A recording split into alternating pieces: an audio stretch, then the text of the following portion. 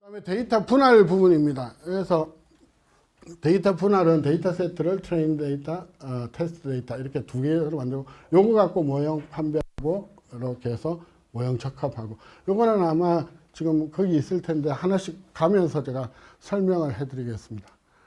정규변은 필요 없고, 예. 요 표준하고 팍스컷은 여러분들이 나중에 한번 살펴보시기 바랍니다. 예. 데이터 스프릿입니다. 예.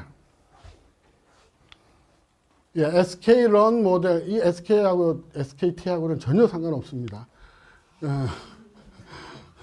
그래서 import 해서 train 데이터, test 데이터를 스플릿 하는 겁니다.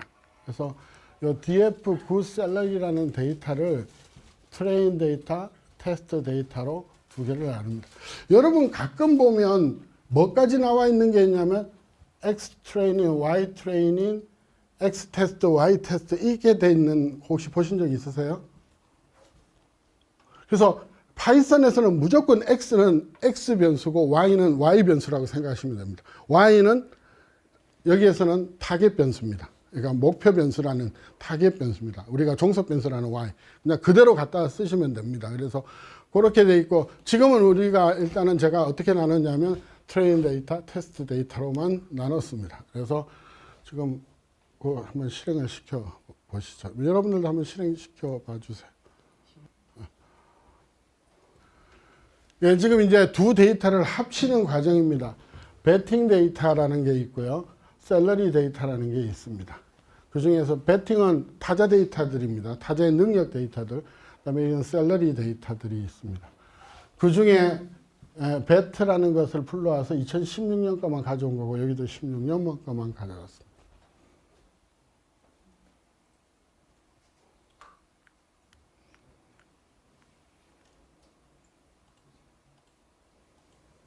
안 되죠. 안 들어가죠. 제가 혹시 데이터들 다운받으셨어요? CSV 데이터들? 다운받으셨어요? 예. 그 데이터를 가져오는 거를 지금 하겠습니다. 예, 여기다가 여러분들이 여기 코드를 한번 눌러봐 주실래요? 여기.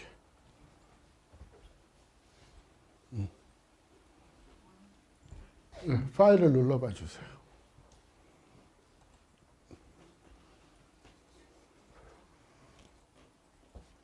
저 샘플 데이터 한번 눌러봐 주시겠습니까?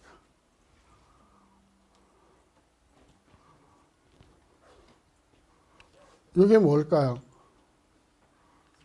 듣도 보지도 못한 거죠. 구글 드라이브에서 지가 아들로서 샘플 데이터를 해놓은 겁니다. 여러분 구글 드라이브에 있는 것을 사용을 하려면 마운트를 시켜야 됩니다. 그래서 여기에 가셔서 요거 그대로 놔두시고요. 요거 누르시면 여기 어딨어? 여기 이거 안 해도 되는구나. 그래서 요거를 드라이브를 마운팅 시키면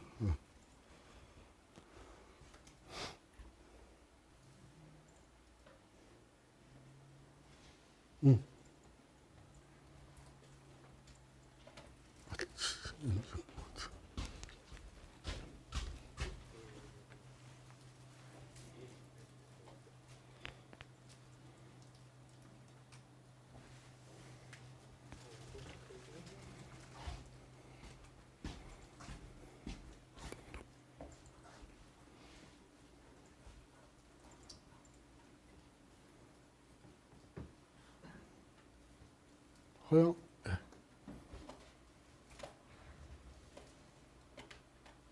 아까 복사하는 거 가지고 여기다 때려 붙이면 붙습니다. 그러면 여기 보면 컨텐츠 드라이브가 마운트가 되어 있습니다. 그래서 저기 올라가서 새로 고침해야 되나? 새로 고침. 예. 이 드라이브가 뜨죠. 예. 마이 드라이브. 예. 여기에 여러분이 엑셀에 있으면 드라이브, 마이 드라이브 이렇게 해서 거기다가 넣어주시면 됩니다. 어떻게 들어가냐면 아까 어디서 올라오는 거. 예. 예. 예. 여기다가 그대로 컨텐츠부터 시작해갖고 이렇게 해서 자기 파일 이름 넣어주시면 됩니다. 요 배팅이 있는 것까지만 슬래시 콘텐츠 이렇게 해서 넣으시면 데이터 여러분 걸 불러오기 때문에 여러분 걸 불러집니다. 예. 여러분들 이거 경로 모르시면요, 마우스 버튼 누르고 오른쪽 마우스 버튼 누르면 경로 복사 있습니다. 이렇게 해서 복사하시면 됩니다.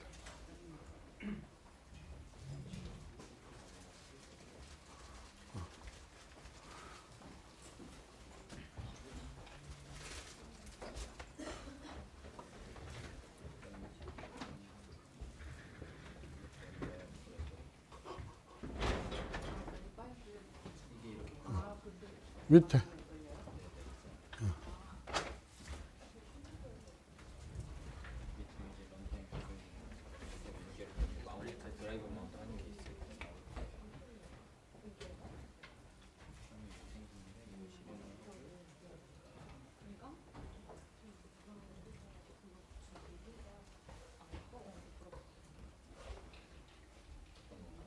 됐다.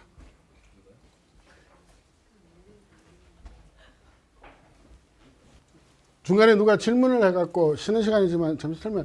그러니까 아웃라이어를 왜 1.5 IQR로 하느냐는 부분이었는데 제가 아웃라이어랑 인퍼런셜 옵저베이션을 조금 설명을 해드리는데 개념을 쉬는 시간 뺏어서 미안합니다.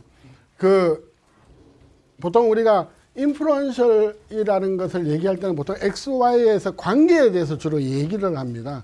이 관계는 이렇게 이제 관계가 X, Y의 점들이 이렇게 돼 있는 산점들이 있는데 다른 것에 비해서 바깥쪽에 라이어 됐다 그래서 이건 아웃라이어입니다.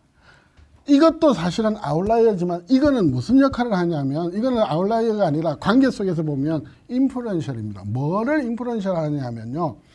이 다른 데이터들은 다 여기 있잖아요. X 기준으로. 여기밖에 없는데 X에서 훨씬 범위가 뻗어서 이게 있는 거는 이거 하나만 있으면 R 스퀘어가 거의 1에 가까워집니다.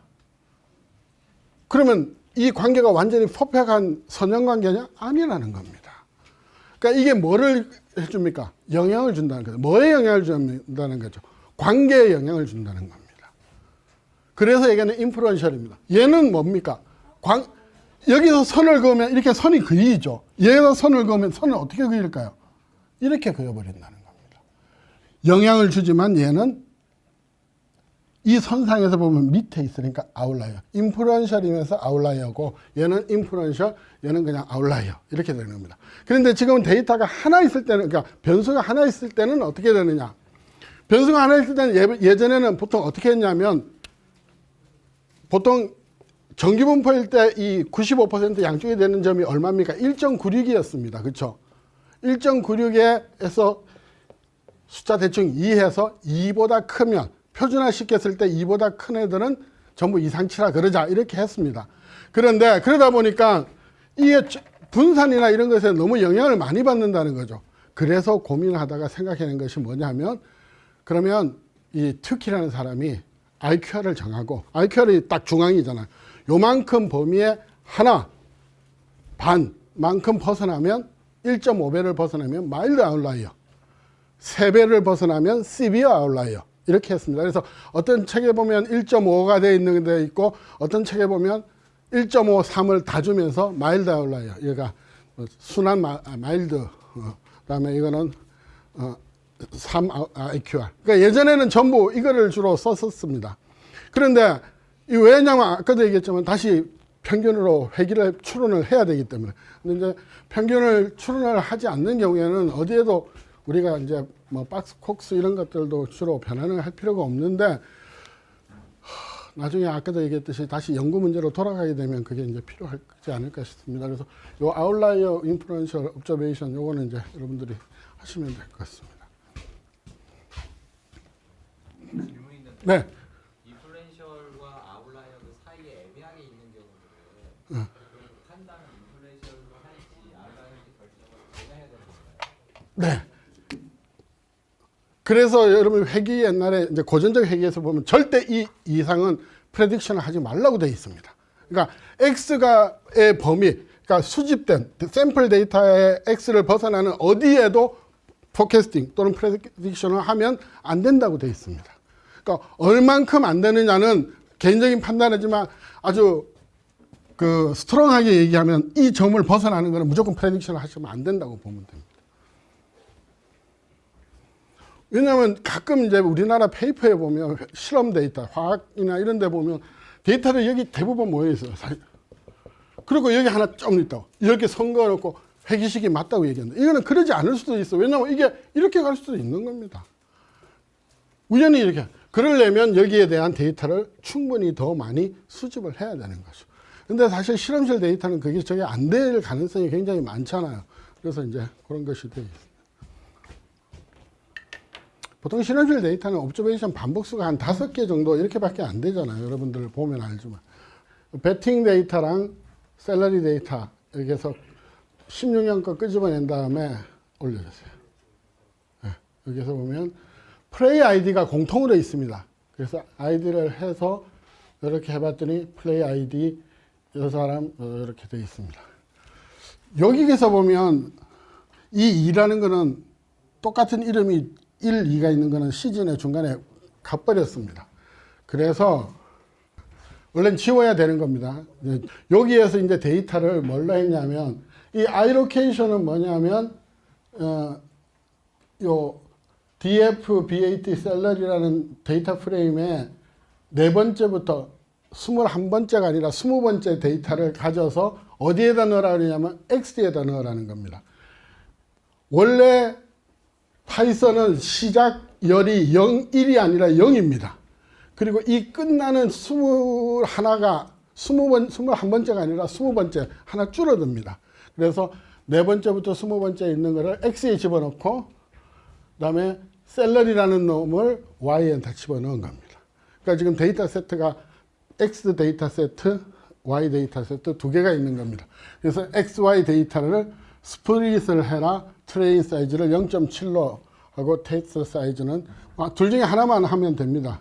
랜덤은 이렇게 됐고, 예. 그래서 앞에가 트레인이 것을 x, 여기를 잘라서 x, 잘라서, 그러니까 여기에 데이터의 70%, 여기에 30% x가 들어가 있고, 여기 y가 들어가 있습니다. 이렇게 해서 우리는 이 회귀 모형, 이 회귀 모형은 뭐 나중에 우리가 로지스틱 할 때 한번 보기는 하겠지만 이거는 회귀 모형입니다. 왜냐하면 셀러리가 y가 무슨 변수냐면 측정형 변수이기 때문에. 그래서 이렇게 한번 해봤고, 지금은 뭐냐면 y 테스트에는 뭐가 들어가 있습니까? y 테스트에는 우리가 테스트할 y가 들어가 있는 거죠. 그러니까 테스트 데이터라는 건 우리가 모형이 제대로 잘 적합했느냐는 거죠. 그 다음에 프레딕션은 뭐냐면 우리가 트레이닝 데이터 갖고 한 프레딕션 데이터가 여기 하면 들어가 있습니다. 그러니까 X 테스트에 의해서 X를 집어넣고 구한. 이렇게 해서 해보면 만약에 이게 완벽하게 맞다 그러면 이 선이 어떻게 돼야 됩니까? 어떻게 되면 R스퀘어가 1일까요? 100%일까요?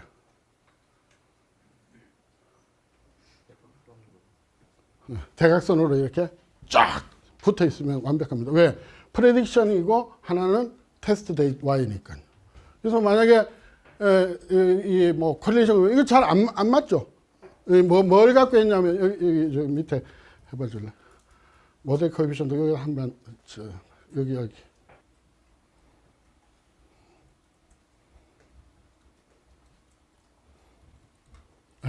여기서부터 게임 출장수, 배팅수, 그러면 런, 타점, 홈런 이것을 x가 되는 거고 y가 아까 셀러리가 돼가지고 한번 예측을 해본 겁니다.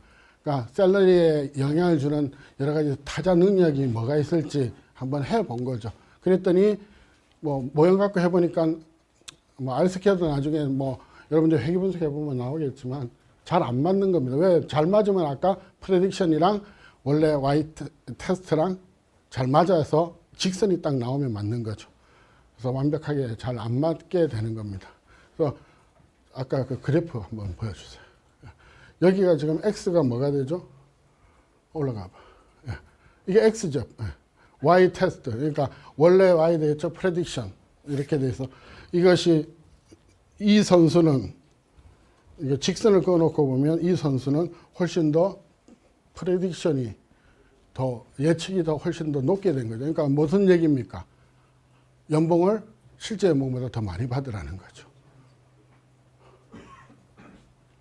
이해가 되시나요?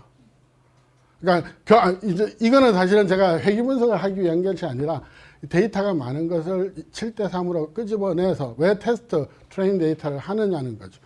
그래서 우리 예전에 저기 고전적 방법에서는 그냥 요까지 피딩한 다음에 뭐 갖고 판단했어요? 이게 좋다 나쁘다는. 뭘 갖고 판단했어요? R 스퀘어랑 또 뭐 갖고 판단했어요? 회귀 개수의 유의성 갖고 판단을 한 겁니다. 그렇잖아요. 지금 이 모형이 좀 올려봐. 이 모형이 지금 뭐가 되는 거예요? 좀 올려봐. 셀러리는 알파 더하기 베타1 곱하기 게임 출장수, 게임 수 더하기 B2 그 다음에 at 배트에 얼마나 썼느냐 B3 뭐 이렇게 되는 거잖아요. 그렇죠? 그런 다음에 이게 유의하다 안 하다는 뭘로 판단했어요? 뭘로 판단을 이거에 P-밸류 갖고 판단을 했단 말이에요. P-밸류 갖고 0이냐 아니냐를 테스트하고 그다음에 전체의 모형에 대한 것은 뭐 갖고 판단을 했습니까? R스퀘어입니다. R스퀘어는 뭐겠어요? 셀러리의 변동분의 뭐의 변동입니까? 내가 설정한 모형의 변동이에요. 그러니까 셀러리의 변동분의 모형 설정 변동 두 개가 완벽하게 모형이 됐으면 R스퀘어가 1이 나오는 겁니다. 100%가 나오는 겁니다. 이렇게 했다면 빅데이터는 지금 이렇게 하는 거예요. 내려주세요. 아까 그 그래프. 테스트 데이터 갖고 만들어 놓고 이것이 만약에 완벽하게 맞으면 모든 점들이 어디에 있다는 거예요? 이렇게 되어 있다는 겁니다. 그래 놓고 난 다음에 여기다 이걸 점을 찍어 봐요. 그럼 무슨 얘기예요? 얘는 보통 이 정도 받고 있는데 실제로 프레딕션 하는 건 이 정도 됐다는 거죠. 뭐예요? 하향 평준화된 돈을 또 올려줘야 된다는 거죠.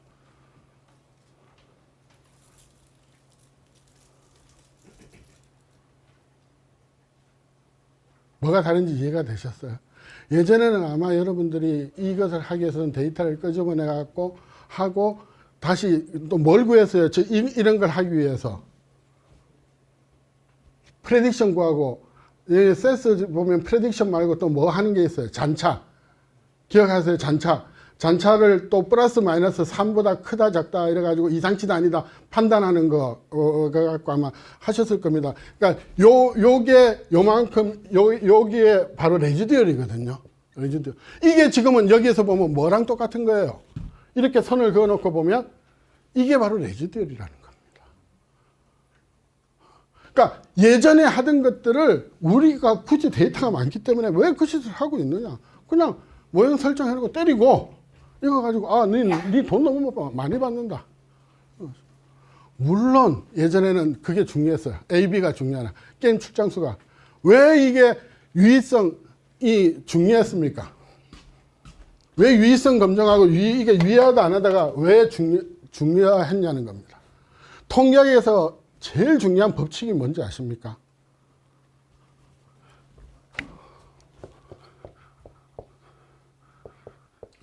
이게 근검의 법칙입니다. 통계학은 왜냐하면 이게 예전에는 뭐가 문제였어요? 다시 이제 예측을 하려면 또 다시 데이터를 모아야 되는 거거든요. 데이터를 모으면 변수가 하나라도 많으면 뭐예요? 돈이 든다는 거예요. 그렇기 때문에 저게 그래서 유의성 검증이 중요했습니다. 예전에는. 지금은 필요 없, 다 있는데 뭐, 다 때려 넣어. 그래서 유의하다 안 하다는 판단 안 해. 우리는 지금 중요한 잣대는 얼마나 너가 열심히 게임소에 출장했느냐, 너 얼마나 성실히 배트에 들어갔느냐, 포볼은 몇 개 맞았느냐, 홈런은 몇 개 쳤느냐, 이게 중요하다. 다 때려 넣어. 봤더니 너 다른 선수에 비해서 너 형편없다. 얘네들은 저평가되네 해요. 자, 이거 갖고 우리 얘기하자. 요즘 그 나오는 거 있잖아요. 스토브 리그 이런 거. 그거 보시잖아요. 예, 이런 겁니다. 그 여러분들이 사실은 미국 애들이 이 메이저리그들이 참 좋아하는 이유는 데이터가 워낙 많습니다. 그러니까 이거를 가지고 뭔가를 만들어내서 뭐 별거 다 만들잖아요. 뭐 뭐 승리 기여율 이런 별거 다 만들어내 가지고 얘네들을 평가하겠다는 거죠. 그러니까 궁극적으로 빅데이터라는 것은 사실은 유의하다 안 하는 상관없어요. 모든 데이터를 다 때려 넣고, 자, 너가 프레딕션을 해봤더니 너네 봐봐라. 너네 이거 아니다.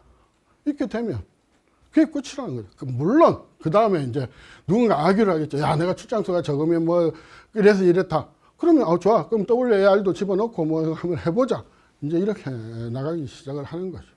이게 사실 빅데이터가 커졌다는 것은 이제는 어떻게 보면 정이 없어졌다고 보면 됩니다. 왜냐하면 모든 데이터들을 다 때려놓고 한 거니까. 이제는 뭐 하나 빼고 넣고 이런 게. 그래서 아마 여러분들도 또 나중에 이제 뭐 회귀 분석 이런 데 가보면 변수 선택이라는 게 R에는 변수 선택하는 옵션이 있는데 파이썬에는 또 없어요, 이게. 그러니까 어떻게 보면 좀 다른 개념으로 이제 접근을 해야 되는 거죠. 그래서 그런 부분들이 있습니다. 요거는 어떻게 보시는지는 아시겠죠. 왜냐하면 Y 테스트라는 거는 남겨둔 거예요. 그리고 Y 그 위에 있는 트레이닝 데이터 갖고 Y라는 값들을 다시 저기 프레딕션 해가지고 이제 해본 거죠. 그러니까 완벽하게 그 모형이 맞다 그러면 이렇게 돼야 되는 거죠. 다시 얘기하지만 모형이 맞고 안 맞고는 얘네가 중요한 건 아닙니다. 왜? 데이터 또 얘기했지만 능력에 관계된 것은 다 집어넣고 모형을 짰기 때문에 꼭 우리가 생각하는 모형은 이거다. 그런데 이거 보니까 너는 여기 있는데 너는 여기 있다. 너는 좀 더 그거 돼 있구나. 뭐 이렇게 되는 거죠.